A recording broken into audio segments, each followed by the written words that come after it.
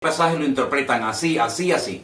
Y hay otras personas que lo interpretan así, así y asado. Y te dice qué versículos se pueden utilizar para defender una postura teológica, qué versículos se utilizan para defender otra. Entonces es un libro extraordinario. Yo me imagino que se puede conseguir este libro en el día de hoy, pero es el mejor. Sinceramente, de todos los que yo tengo, es el mejor. Luego yo les voy a recomendar, esto es un material... Sí, no te preocupes. Después, con el paso del tiempo, sería bueno que ustedes se fueran haciendo con algo de material para tener en casa, ¿no? Para que ustedes sean autodidactas y puedan estudiar la Biblia por sí solos. Yo les voy a recomendar 2 diccionarios. Este es uno de ellos, Nuevo Diccionario Bíblico Ilustrado. Es un diccionario bíblico muy bueno, que además contiene muchas fotografías y muchos gráficos, muchísima información. Es un diccionario extraordinario, muy, pero que muy bueno. Y después hay otro que yo suelo utilizar mucho, que es este también, que se llama el diccionario Vine, pero este ya se centra más en explicación de palabras griegas y hebreas. Te dice dónde aparecen esas palabras, cómo se han traducido, y es un diccionario muy práctico a la hora de decir, bueno, ¿esta palabra realmente qué significa? ¿Cómo se tradujo esta palabra en este libro? ¿Cómo se tradujo en otro momento de la historia en otro libro? Es un libro extraordinario. Y luego tengo todo el Nuevo Testamento con el texto griego.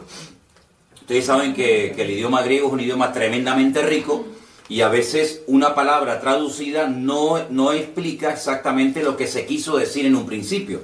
Entonces este es un volumen extraordinario, porque antiguamente venían 6 volúmenes, en 6 tomos, pero ahora lo han hecho en uno solo, y entonces se titula Comentario al texto griego al Nuevo Testamento.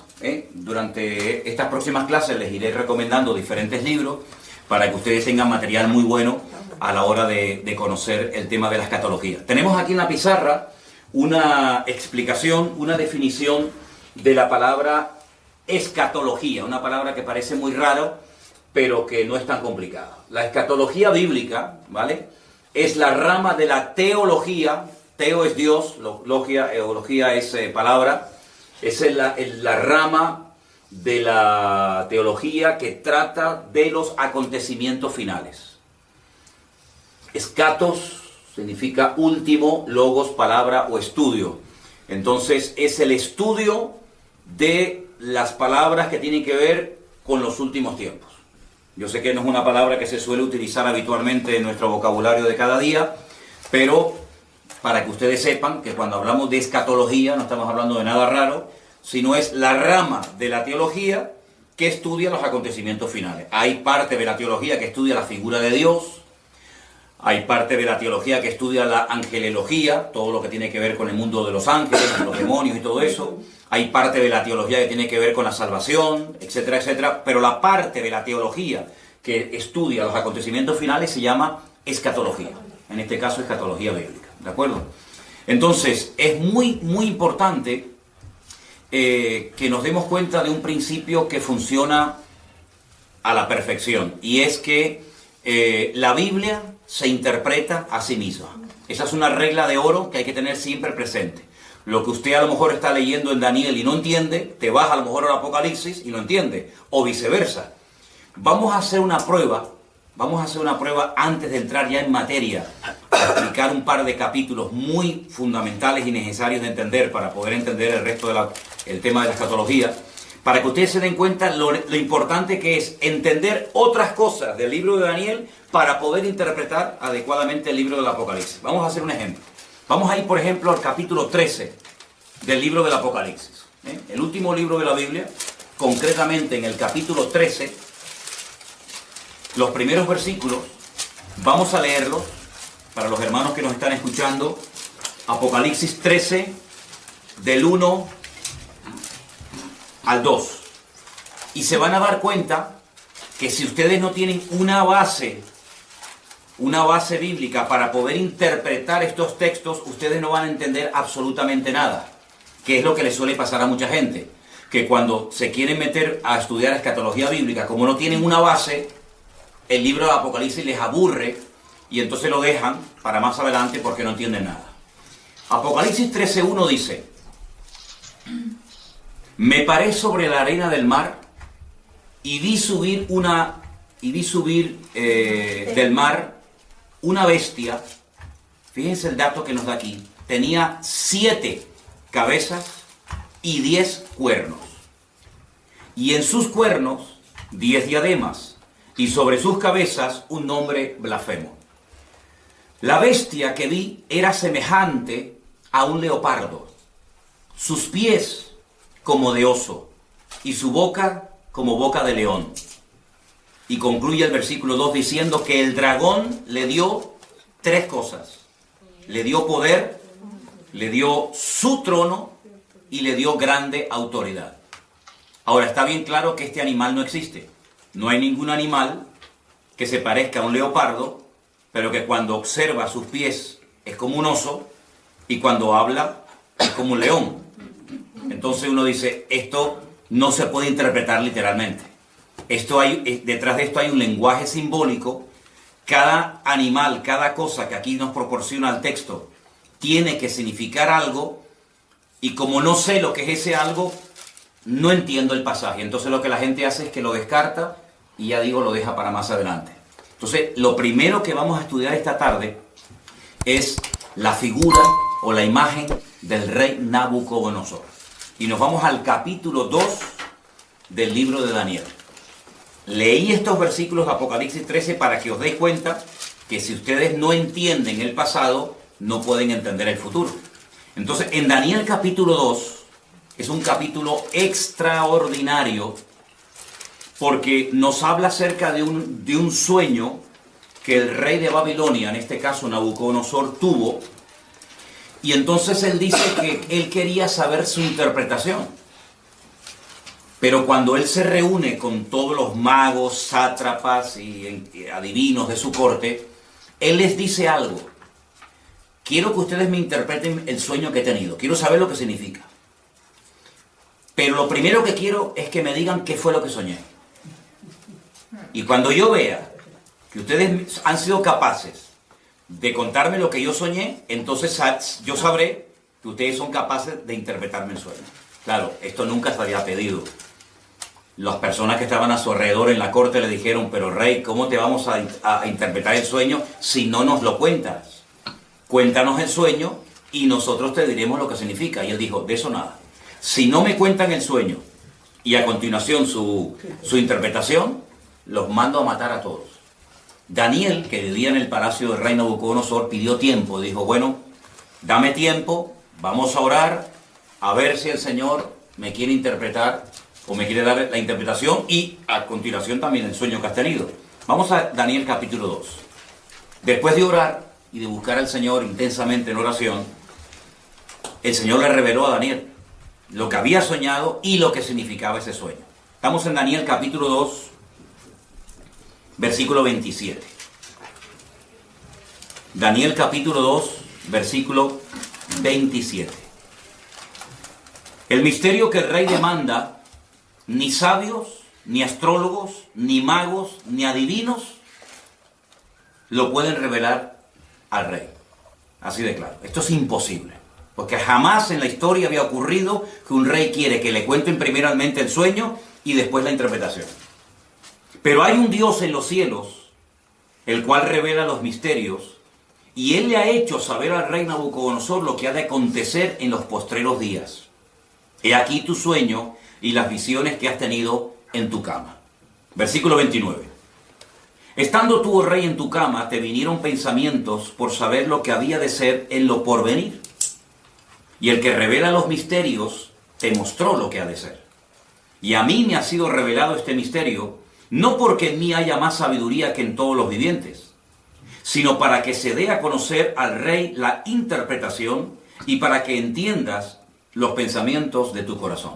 Daniel no se está atribuyendo ninguna gloria para sí mismo, sino que él lo que está dejando bien claro es que no hay hombre alguno en la tierra que sea capaz de interpretar esto, ni siquiera él. Pero sin embargo él exalta y levanta la figura de su Dios y dice, pero hay un Dios en los cielos que lo sabe todo, que lo conoce todo. Ahora, la interpretación del sueño es algo impresionante, porque te vas a dar cuenta de que Dios es el que conoce y revela la historia cuando Él quiere y como Él quiere. Escucha la interpretación del sueño. Versículo 31. Tú, oh rey, veías y aquí una gran imagen. Esta imagen que era muy grande y cuya gloria era muy sublime, estaba en pie delante de ti y su aspecto era terrible. La cabeza de esta imagen era de oro fino, solo la cabeza. Su pecho y sus brazos de plata, su vientre y sus muslos de bronce, sus piernas de hierro, sus pies en parte de hierro y en parte de barro cocido. Estabas mirando hasta que una piedra fue cortada no con mano e hirió a la imagen en sus pies de hierro y de barro cocido y los desmenuzó. Entonces fueron desmenuzados también el hierro, el barro cocido, el bronce, la plata y el oro, y fueron como tamo de las eras de verano, y se los llevó el viento sin que de ellos quedara rastro alguno. Mas la piedra que hirió a la imagen fue hecha un gran monte que llenó toda la tierra. Este es el sueño. También la interpretación de él diremos en presencia del rey. Versículo 37. Tú, oh rey, eres rey de reyes, porque el Dios del cielo te ha dado reino, poder, fuerza y majestad. Y donde quiera que habitan hijos de hombres, bestias del campo y aves del cielo, Él lo ha entregado en tu mano, y Él te ha dado el dominio sobre todo. Tú eres aquella cabeza de oro. Ya está revelando la interpretación del sueño. Después de ti, se levantará otro reino inferior al tuyo, y luego un tercer reino de bronce, el cual dominará sobre toda la tierra. Y el cuarto reino será fuerte como hierro, y como el hierro desmenuza y rompe todas las cosas, y desmenuzará y quebrantará todo. Y lo que viste de los pies y los dedos, en parte de barro cocido de alfarero y en parte de hierro, será un reino dividido, mas habrá en él algo de la fuerza del hierro, así como viste hierro mezclado con barro cocido. Y por ser los dedos de los pies en parte de hierro y en parte de barro cocido, el reino será en parte fuerte y en parte frágil. Así como viste el hierro mezclado con barro, se mezclarán por medio de alianzas humanas, pero no se unirán el uno al otro, como el hierro no se mezcla con el barro. Y en los días de estos reyes, el Dios del cielo levantará un reino que no será jamás destruido, ni será el reino dejado a otro pueblo. Desmenuzará y consumirá todos estos reinos, pero Él permanecerá para siempre. Y de la manera que viste que del monte fue cortada una piedra, no con mano, la cual desmenuzó el hierro, el bronce, el barro, la plata y el oro, el gran Dios ha mostrado al rey lo que ha de acontecer en lo porvenir, y el sueño es verdadero y fiel su interpretación. Claro, ante semejante revelación, este rey soberbio, que era el que gobernaba la tierra en aquel momento, dice que se postró sobre su rostro, se humilló ante Daniel y mandó que le ofrecieran presentes e inciensos. Es decir, vamos a ver, es que lo que Nabucodonosor está viendo es espectacular, porque si tú has sido capaz, por el poder de tu Dios, de recibir la revelación del sueño que yo he tenido, yo no tengo ninguna duda de que lo que tú me has interpretado es verdad. Es decir, la credibilidad que tú tienes a la hora de interpretarme el sueño, te la da el hecho de que primero me has contado el sueño. Y esto es algo realmente descomunal. Ahora, tenemos aquí, lo íbamos a poner en la pantalla, pero nos falló a última hora el proyector. Tenemos aquí una imagen muy interesante de lo que soñó el rey Nabucodonosor. Ustedes pueden comprobar aquí la imagen, que está compuesta por 4 materiales diferentes. Tenemos la cabeza de oro, el pecho y los brazos de plata, el vientre y los muslos de bronce, fíjense que va de mayor categoría a inferior, y las piernas de hierro y los pies mezclados hierro y barro. Aquí, a este lado, tienen ustedes el nombre del imperio que representa o simboliza cada uno de estos materiales. El oro, recuerden esto, representa el imperio babilónico, que duró desde el 607 hasta el 539 antes de Cristo. Ese reino lo conoció Daniel, porque era el reino en el cual él vivía en aquel tiempo. Este fue el reino que atacó Jerusalén, que destruyó el templo, que se llevó cautivos a miles y a miles de personas, uno de ellos Daniel, ¿verdad? Y ese fue el reino que estaba en ese momento gobernando el mundo. Pero la profecía o la interpretación del sueño profético decía que cuando este reino cayera, porque no era un rey eterno, se levantaría otro reino.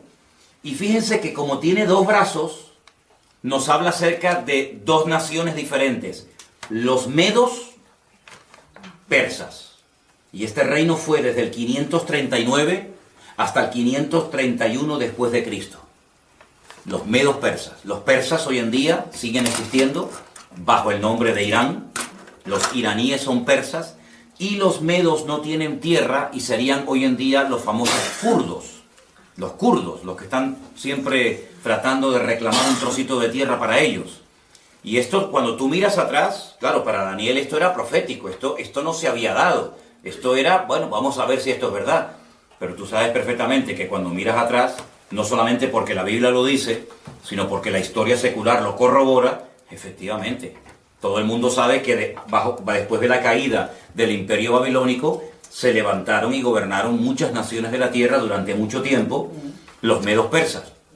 Pero ese imperio, que también lo conoció Daniel,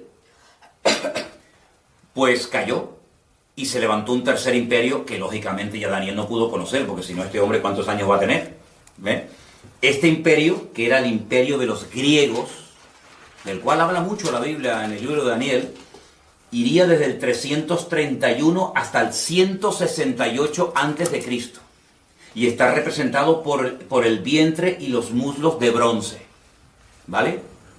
Y el rey más famoso de este imperio, sin lugar a dudas, fue Alejandro Magno, del cual indirectamente también habla la Biblia, y lo vais a ver en otras profecías y en otros capítulos del libro de Daniel.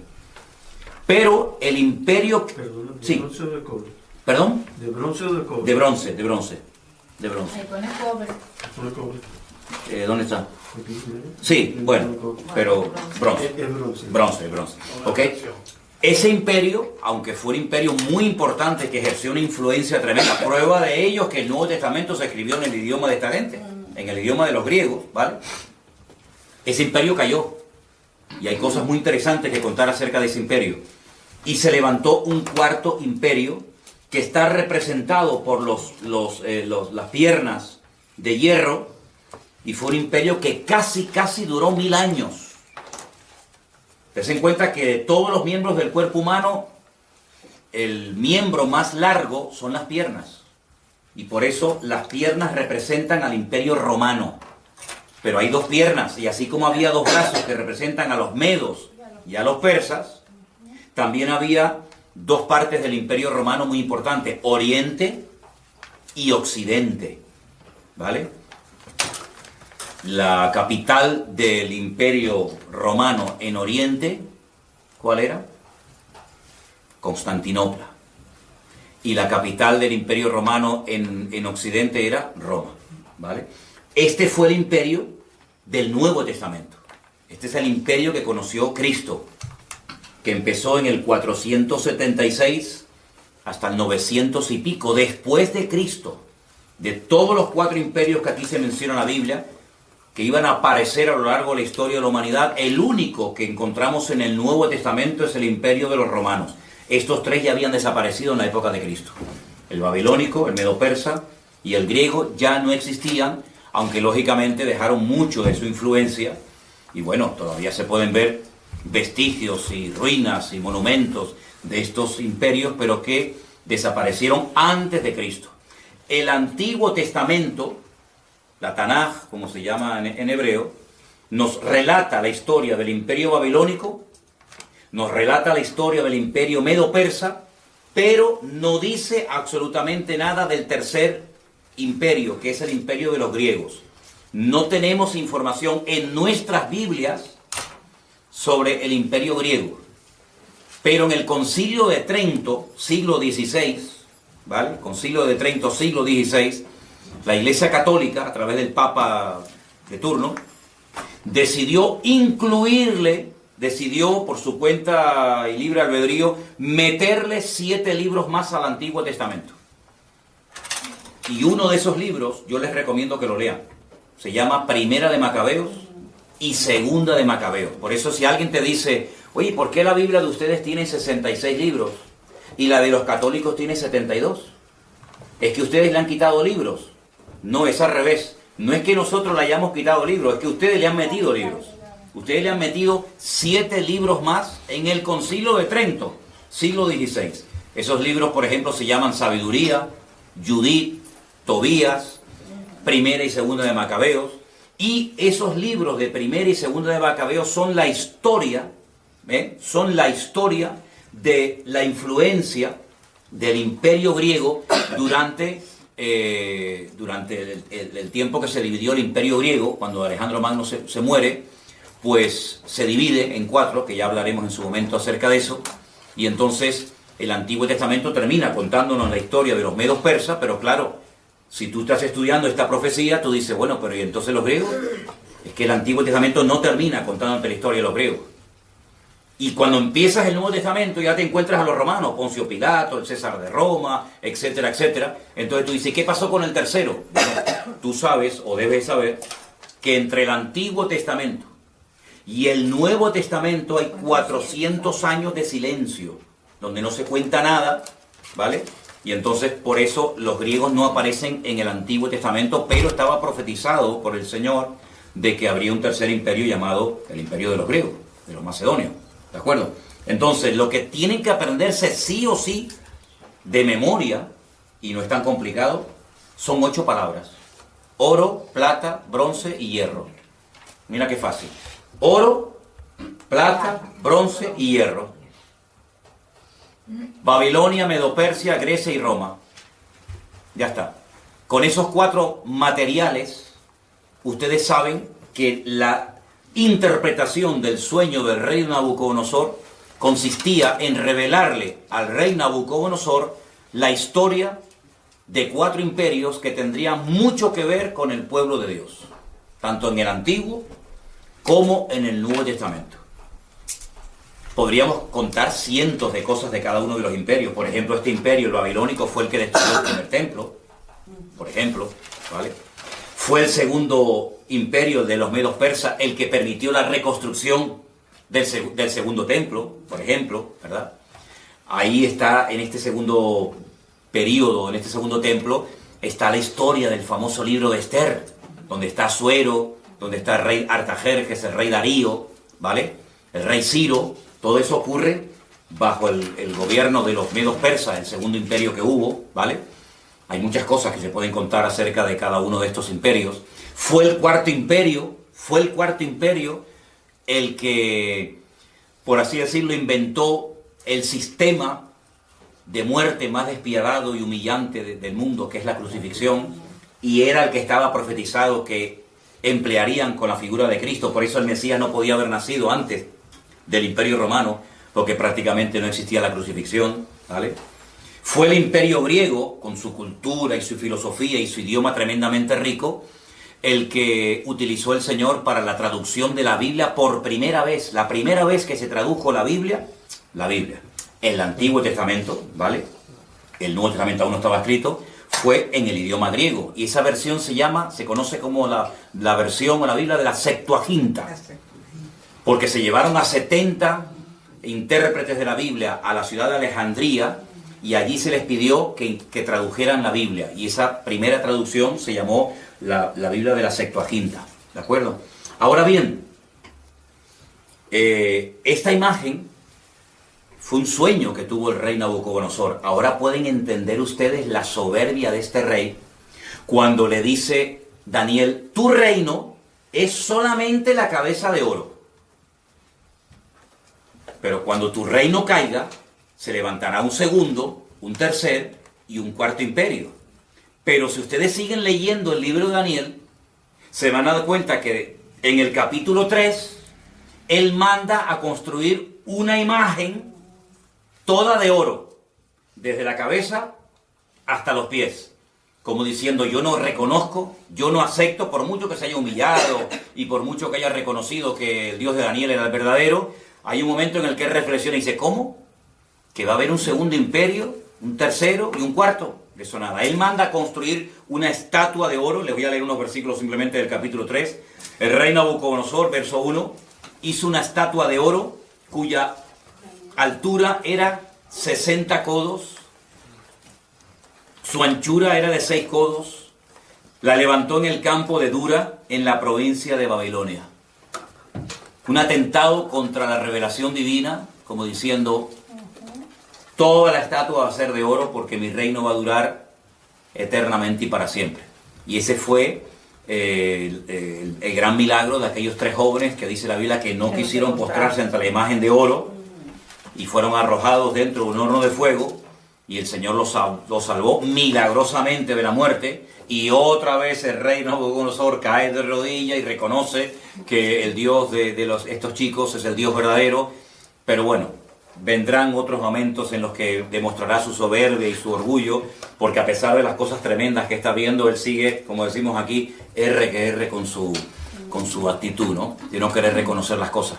Entonces, queda claro la interpretación de este sueño, queda claro, ¿no? ¿Vale? Los 4 imperios ya forman parte de la historia, pero ¿qué es lo que ocurre? En el capítulo 2 del libro de Daniel es donde aparece este sueño con su correspondiente interpretación.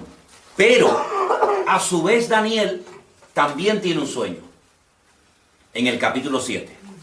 Entonces vamos al capítulo 7 del libro del profeta Daniel y vamos a leer algunos versículos en esta tarde. ¿Los hermanos de Bélgica nos están escuchando bien? Ok, perfecto. Les mandamos un saludito a todos los hermanos de Bélgica. Y a todos los que nos están viendo de muchas partes, hermanos de Estados Unidos y de México y de muchos lugares, que el Señor les bendiga a todos. Daniel capítulo 7. Y van a ver lo importante que es entender la interpretación de este sueño que tuvo Daniel para poder entender los primeros versículos que leímos en esta tarde de Apocalipsis capítulo 13, donde no se entendió nada, pero vais a ver qué importante. Daniel capítulo 7, voy a pedirles a algunos de ustedes que lea un versículo, yo leo el siguiente, pero tienen que leerlo fuerte porque estamos grabando, ¿de acuerdo? Daniel 7.1, en el primer año de Belsasar, rey de Babilonia, tuvo Daniel un sueño. ¿Ven? Ya no está Nabucodonosor como rey, ahora es Belsasar, pero sigue estando el reino de Babilonia. Tuvo un sueño y visiones de su cabeza mientras estaban en su lecho. Luego escribió el sueño y relató lo principal del asunto. ¿Alguien que lea el versículo 2? Daniel dijo: miraba yo en mi visión de noche, y he aquí que los 4 vientos del cielo combatían en el gran mar. Versículo 3 dice, y 4 bestias grandes diferentes la una de la otra subían del mar. La primera era como león y tenía alas de águila. Yo estaba mirando hasta que sus alas fueron arrancadas y fue levantada del suelo y se puso enhiesta sobre los pies a manera de hombre, y le fue dado corazón de hombre. Versículo 5. Y aquí otra segunda bestia, semejante a un oso, la cual se alzaba de un costado más que de otro. Tenía en su boca 3 costillas entre los dientes, y le fue dicho así: levántate y devora mucha carne. Después de esto miré, y he aquí otra, semejante a un leopardo, con 4 alas de ave en sus espaldas. Tenía también esta bestia 4 cabezas, y le fue dado dominio. Después de esto miraba yo en las visiones de la noche, y aquí la 4ª bestia, espantosa y terrible en gran manera, fuerte, la cual tenía unos dientes grandes de hierro, devoraba y desmenuzaba, y las obras hollaba con sus pies, y era muy diferente de todas las bestias que vi antes de ella, y tenía 10 cuernos. Mientras yo contemplaba los cuernos, he aquí que otro cuerno pequeño salía entre ellos, y delante de él fueron arrancados 3 cuernos de los primeros. Y he aquí que este cuerno tenía ojos como de hombre, y una boca que hablaba grandes cosas. Estuve mirando hasta que fueron puestos tronos, y se sentó un anciano de días, cuyo vestido era blanco como la nieve, el pelo de su cabeza como lana limpia, su trono llama de fuego, y las ruedas del mismo fuego ardiente. Un río de fuego procedía y salía de delante de él. Millares de millares le servían, y millones de millones asistían delante de él. El juez se sentó, y los libros fueron abiertos. Yo entonces miraba a causa del sonido de las grandes palabras que hablaba el cuerno, miraba hasta que mataron a la bestia, y su cuerpo fue destrozado y entregado para ser quemado en el fuego. Había también quitado a las otras bestias su dominio, pero les había sido prolongada la vida hasta cierto tiempo. Estamos en el versículo 13. Ahora el 13. Miraba yo en la visión de la noche, y aquí con las nubes del cielo venía uno como hijo de hombre, que vino hasta el anciano de días y le hicieron acercarse delante de él. Y le fue dado dominio, gloria y reino, para que todos los pueblos, naciones y lenguas lo sirvieran. Su dominio es dominio eterno, que nunca pasará, y su reino es uno que nunca será destruido. Se me turbó el espíritu a mí, Daniel, en medio de mi cuerpo, y las visiones de mi cabeza me asombraron. Me acerqué a uno de los que asistían y le pregunté la verdad acerca de todo esto, y me habló y me hizo conocer la interpretación de las cosas. Escuchen, estas 4 grandes bestias son 4 reyes que se levantarán en la tierra. Primer dato interesante, verso 18. Después recibirán el reino los santos del Altísimo, y poseerán el reino hasta el siglo, eternamente y para siempre. Entonces tuve deseo de saber la verdad acerca de la 4ª bestia, que era tan diferente de todas las otras.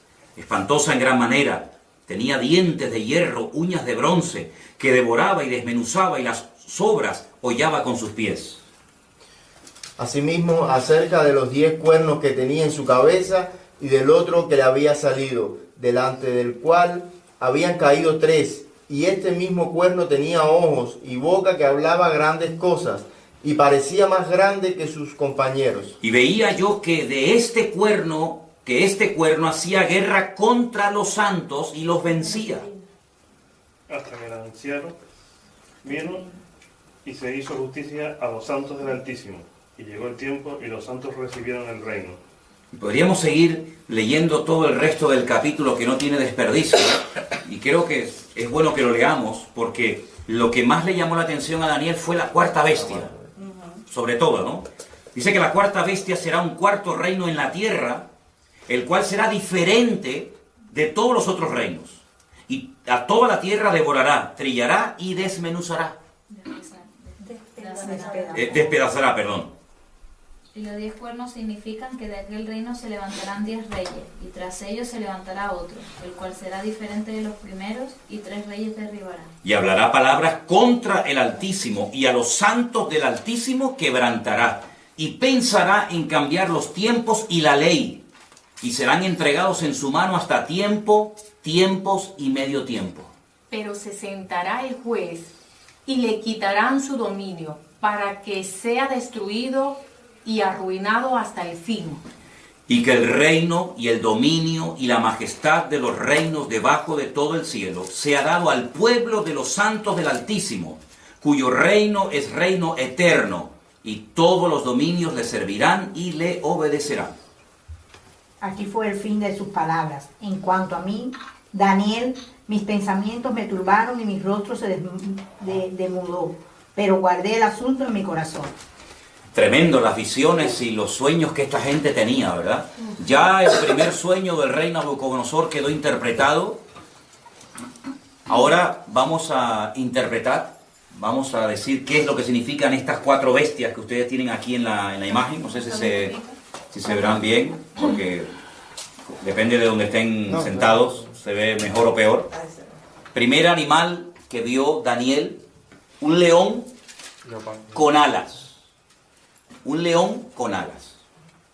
Segundo animal que ve, un oso con 3 costillas en la boca, y dice que está apoyado sobre una pierna más que de otro.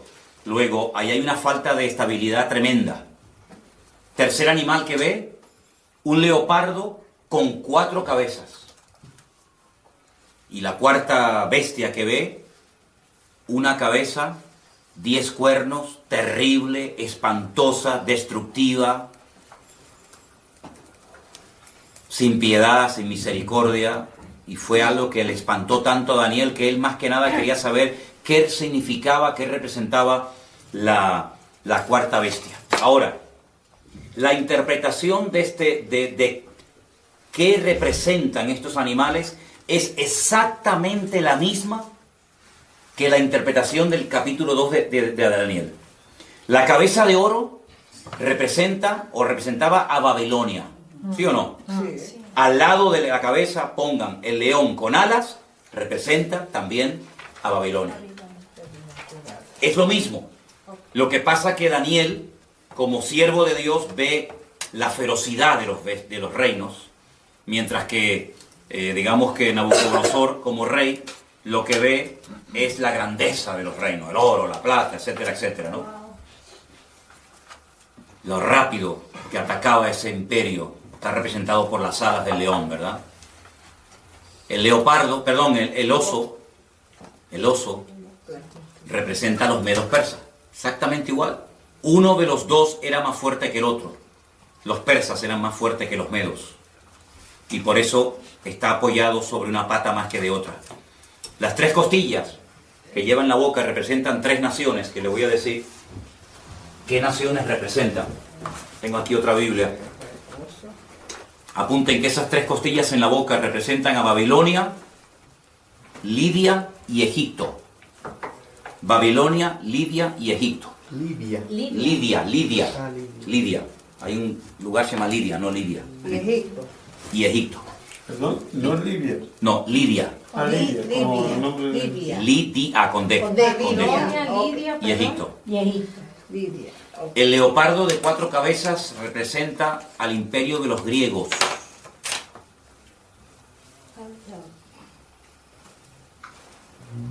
El imperio de los griegos. Tengo que ponerle aquí al móvil batería, porque si no, no me voy a quedar sin batería. Un dato que les quiero dar, y apúntenlo porque es muy importante tener en cuenta a la hora de querer interpretar correctamente la profecía. Las cabezas son imperios y los cuernos son naciones. Eso es un dato muy importante que tienen que tener en cuenta si quieren interpretar lo que es el tema profético. Las cabezas siempre son reinos y los cuernos, naciones o pueblos, ¿vale? ¿Ok? Y la cuarta bestia representa a Roma, el imperio romano. La de los 10 cuernos. 10 cuernos, pero una cabeza. Una cabeza. Exacto. Esa misma bestia la van a ver en el Apocalipsis con los 10 cuernos, pero con 7 cabezas, en vez de con una. ¿Vale? Ya explicarán por qué. Representa a Roma. A Roma. Pero no se olviden que la Biblia dice que de esa bestia, o de ese territorio que ocupó esa bestia de Roma, saldrán 10 cuernos, 10 naciones.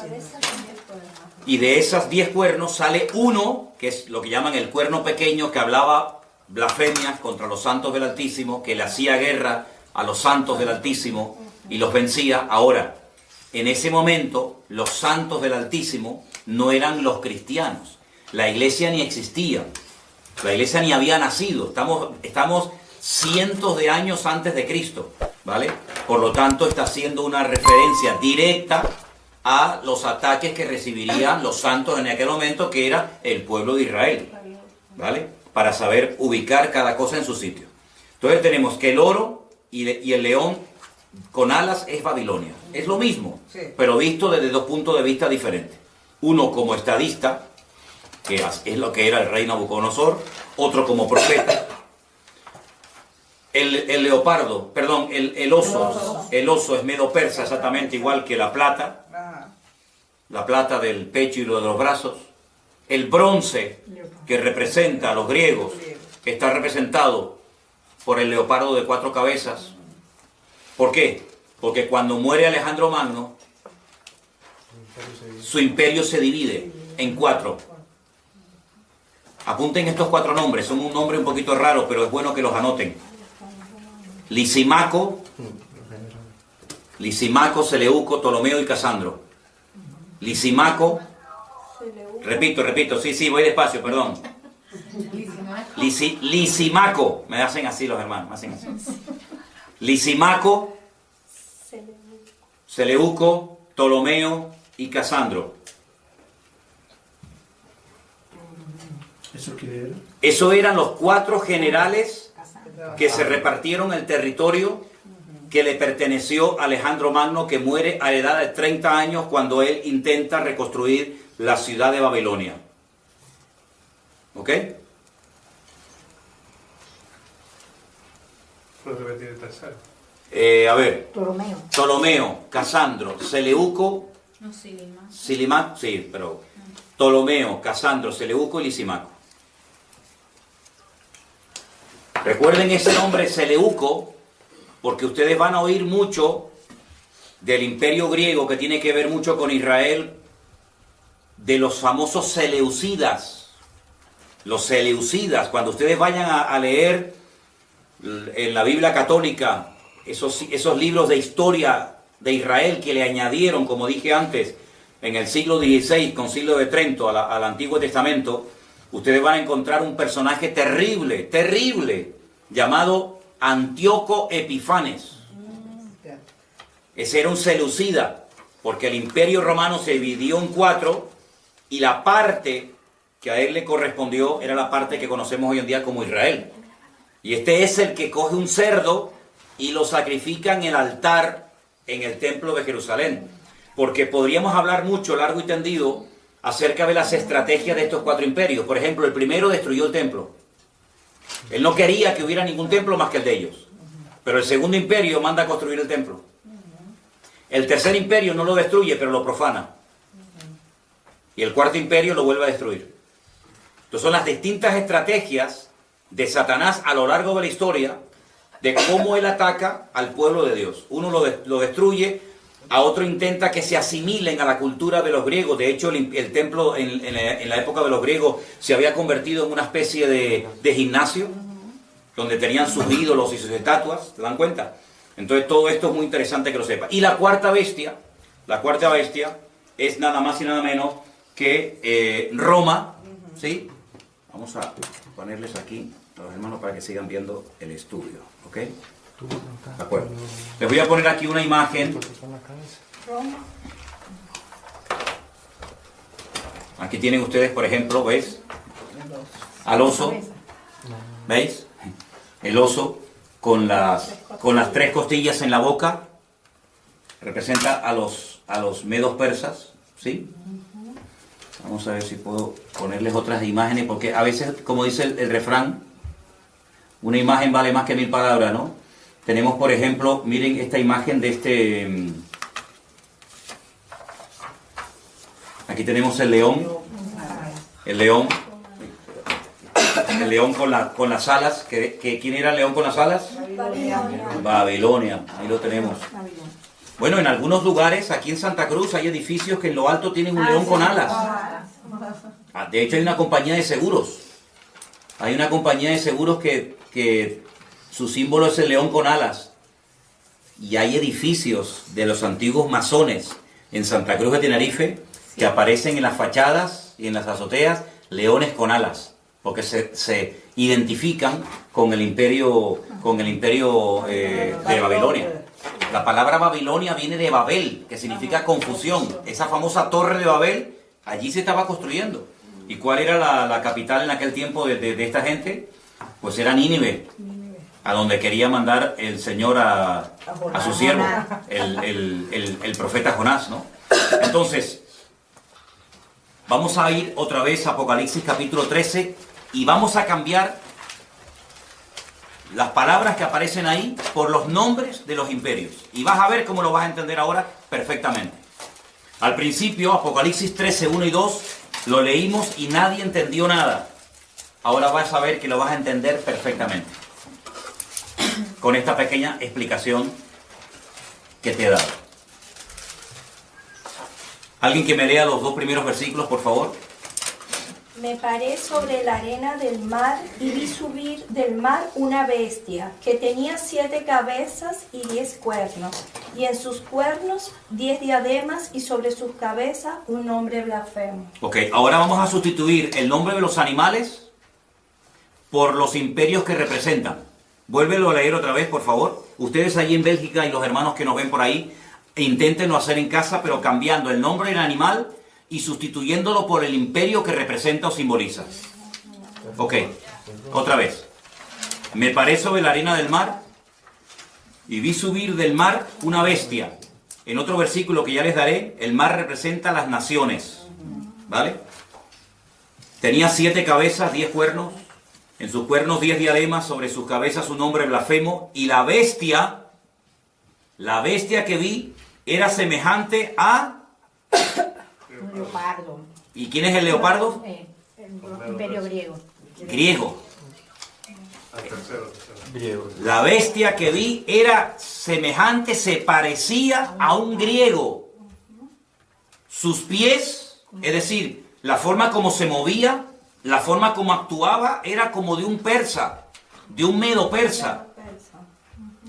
Y la forma como hablaba o se comunicaba o se expresaba como un babilónico. O sea, que estaba representada todo. Entonces hay una mezcla, porque ven que el león es Babilonia, el leopardo es Grecia, el oso son los medos persas y la bestia es Roma.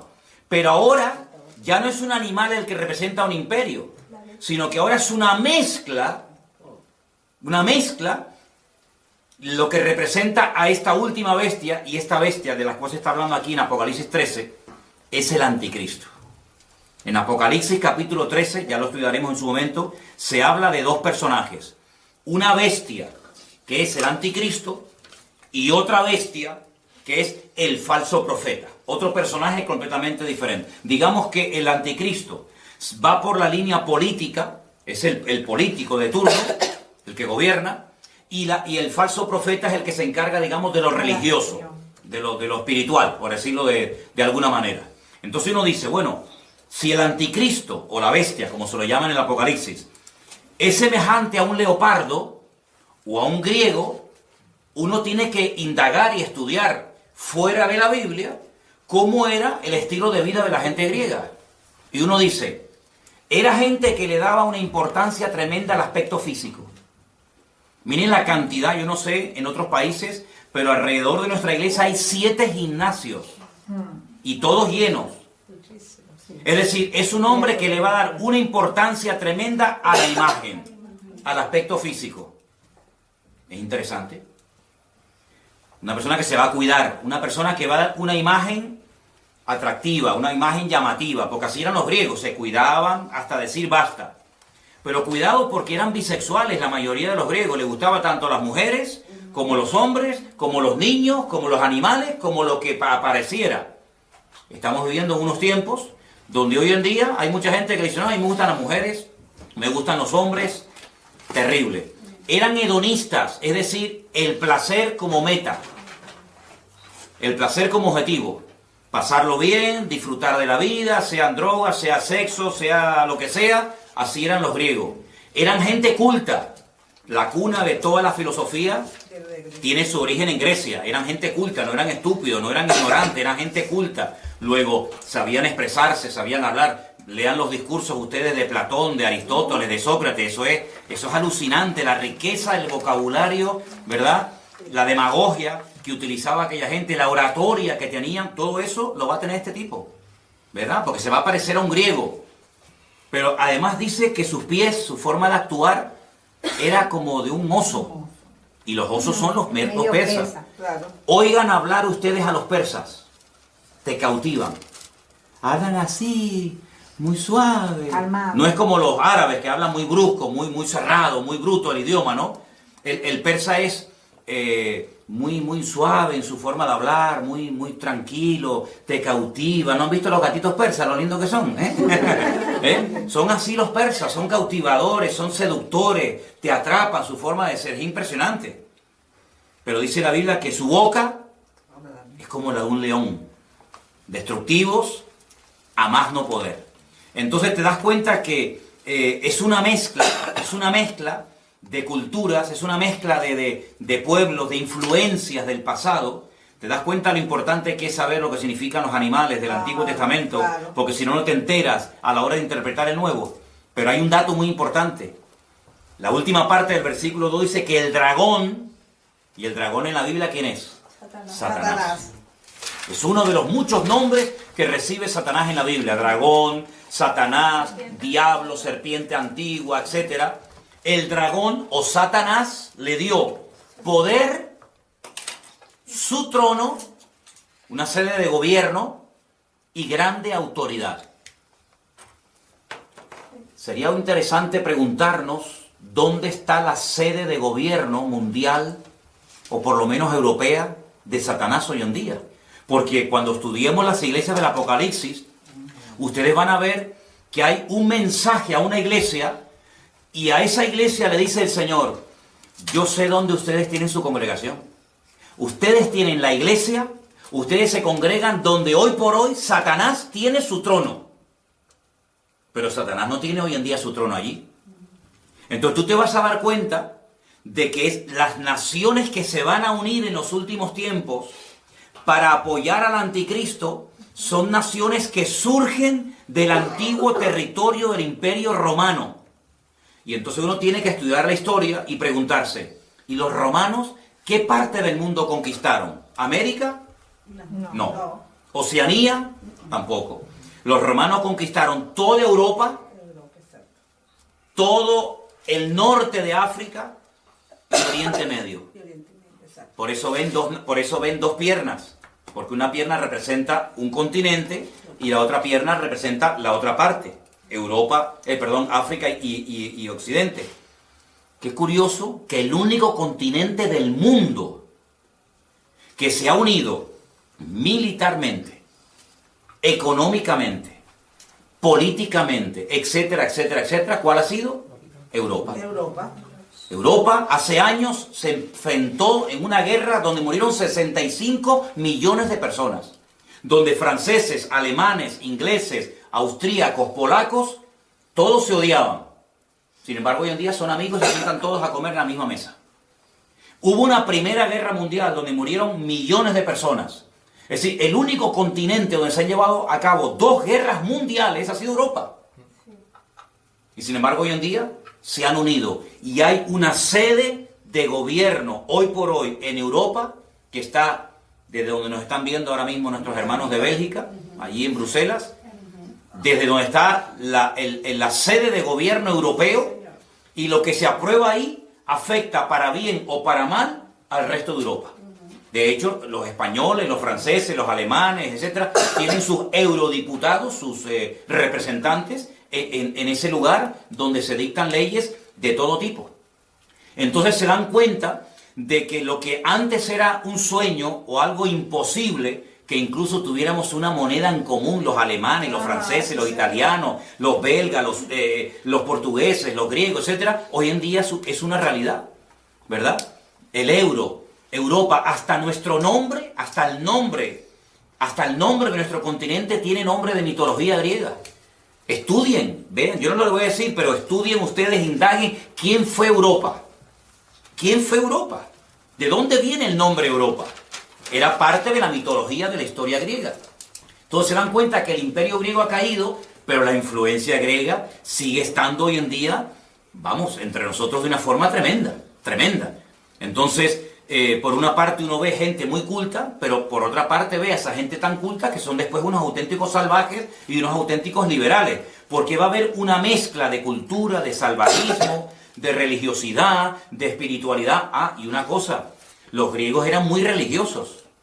No se olviden ustedes que cuando el apóstol Pablo fue a Grecia, al Areópago, dice que caminó por la mañana y luego por la tarde lo invitaron a compartir la palabra y dijo: hermanos o amigos, veo que ustedes sois gente muy religiosa, porque tenéis dioses para todo. Incluso observé que tenéis un altar donde hay abajo, al pie del altar, una inscripción que dicen: al Dios no conocido. Por si acaso se nos queda alguno por no adorar, también lo adoramos. Y Pablo, aprovechando esa coyuntura, dijo: yo os vengo a hablar de ese Dios que ustedes ignoran, y comenzó a predicarles la palabra, ¿no? Entonces, vamos a estudiar en estas clases, paso a paso, cómo poder interpretar los capítulos del libro del Apocalipsis, pero antes de meternos a estudiar en profundidad los capítulos y los personajes, tenemos que tener las herramientas para interpretar. Ya sabemos interpretar los materiales. Si yo les digo la plata, los medos persas.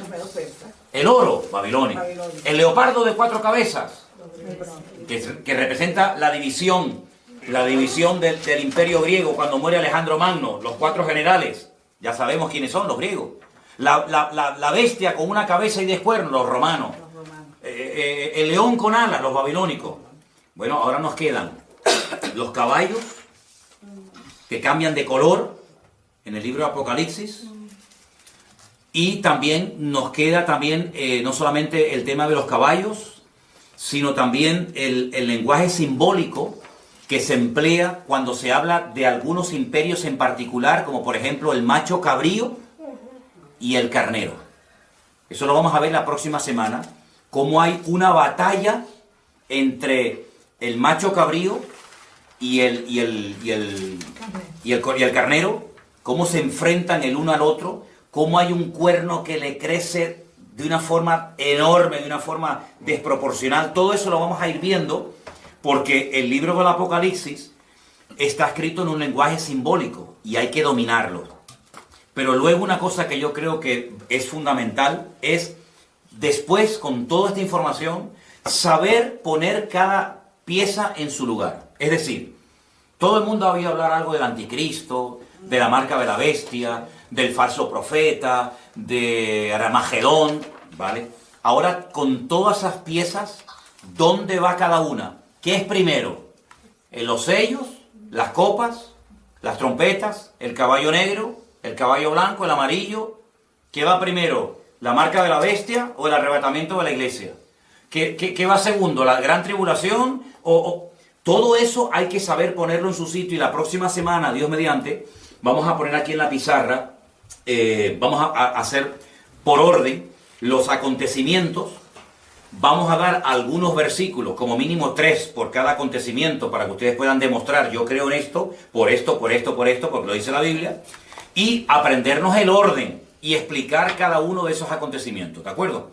Entonces, yo quiero darles lugar ahora para que si hay alguna pregunta de lo que yo he explicado esta tarde, que es básico y elemental para poder profundizar en otros textos de la Biblia, cualquier pregunta que tengan, la hagan ahora, que quede grabada, que también quede grabada la respuesta, y así de esa manera, pues, si algo no ha quedado lo suficientemente claro, que lo pregunten ahora, ¿de acuerdo? A ver, ¿alguien tiene alguna pregunta sobre el material que hemos dado en esta tarde? Por favor, con toda libertad, la pueden hacer ahora, ¿sí?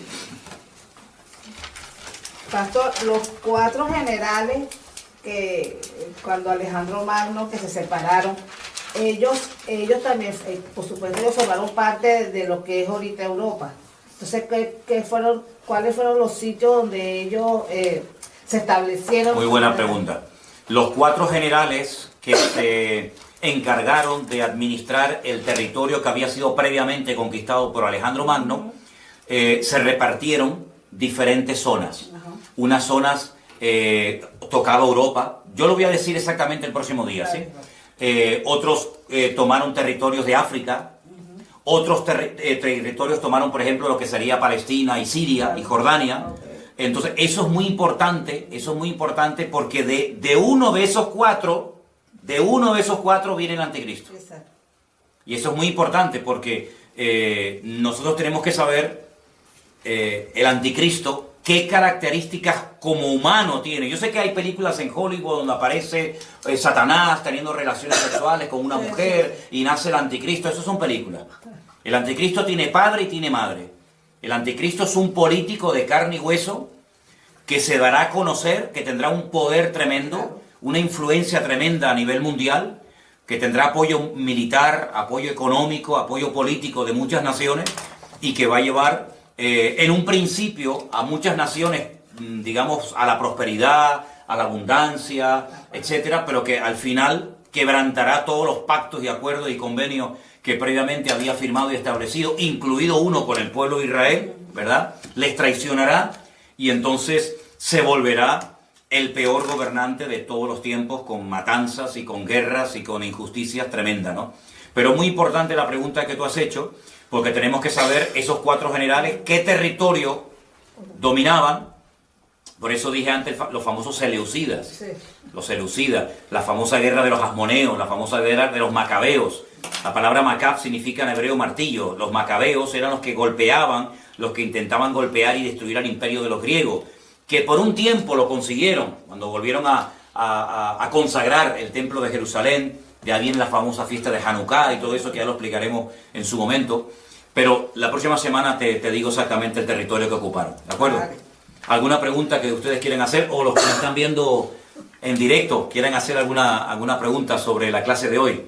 Quiero que quede bien clara la interpretación, la explicación de Daniel 2 y Daniel 7. Por hoy, con eso, nos podemos dar por satisfechos, y ya la próxima semana, si Dios quiere, estudiaremos las otras partes. Ahora, finalmente quiero mostrarles esta imagen, que ya es una mezcla de los diferentes imperios que ustedes ya conocen. Aquí está la bestia con los 10 cuernos. Ven que tiene algo del oso, ven que tiene algo del leopardo, ven que tiene algo del león. Es una forma simbólica de describir la naturaleza y la esencia de este personaje siniestro llamado el Anticristo. ¿Vale? A través de figuras de animales te dice